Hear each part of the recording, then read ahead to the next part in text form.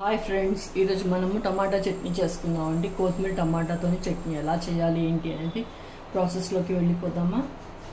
Hi friends, నేను మీ శృతిస్ మంత్రకి స్వాగతం అండి. ఈరోజు మనము కొత్తిమీర ఇంకా టమాటాతోని చట్నీ చేసుకుందాము. కొత్తిమీర అండి కాడలతోనే కట్ చేసుకోవాలి, అయితేనే బాగుంటుంది చట్నీకి. వెల్లుల్లి కూడా తీసుకున్నానండి, ఒక 5-6. అలాగే పచ్చిమిర్చి, కారం మీరు ఎంత తింటారో దాన్ని బట్టి వేసుకోండి.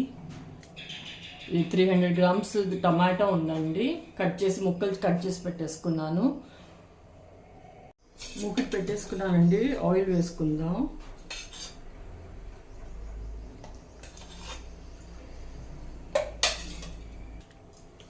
కొద్దిగా జీలకర్ర వేసుకుందాం.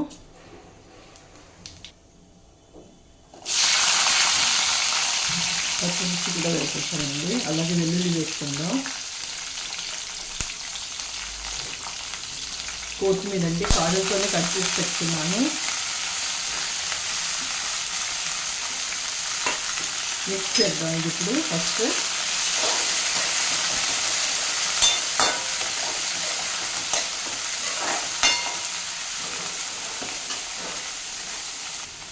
అలాగే ఇక్కడ టమాటా కూడా వేస్తానండి. ఇప్పుడు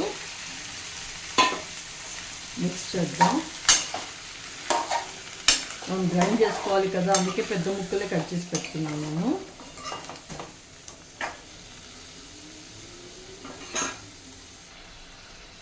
కొద్దిగా పసుపు కూడా వేసుకుందాం అండి చట్నీలోకి. అలాగే అండి మెంతి పొడి కూడా పౌడర్ చేసి పెట్టుకున్నాను, అది కూడా ఇక్కడే వేసేస్తున్నాను.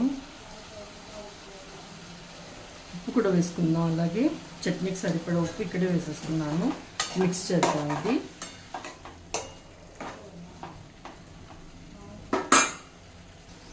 మూత పెట్టేసుకుందామండి.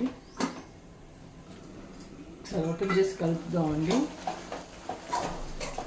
ఇంకా మగ్గలేవు టమాటా, ఇంకొద్దిసేపు పెడతాను. ప్లీజ్ అండి లైక్ చేయండి, షేర్ చేయండి, సబ్స్క్రైబ్ చేయండి అండి నా ఛానల్ని.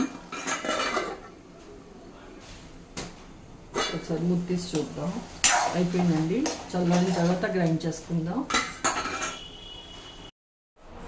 ఇది మొత్తం చల్లారిందండి, గ్రైండ్ చేసుకుందాం. ఇది ఫస్ట్ ఇప్పుడు మిక్సీ జార్లో వేసుకున్నాను. అన్నీ వేసుకున్నాను. ఉట్టి గ్రైండే చేయాలండి, ఇంకేం చేయకూడదు. దీన్ని చూస్తున్నారు కదా, ఇది మొత్తం గ్రైండ్ అయిపోయిందండి చట్నీ. అంతే అండి, టమాటా చట్నీ, కొత్తిమీర టమాటా చట్నీ రెడీ అయిపోయిందండి. అందరూ తప్పకుండా ట్రై చేయండి. ఎలా కుదిరిందో చెప్పండి. Thank you.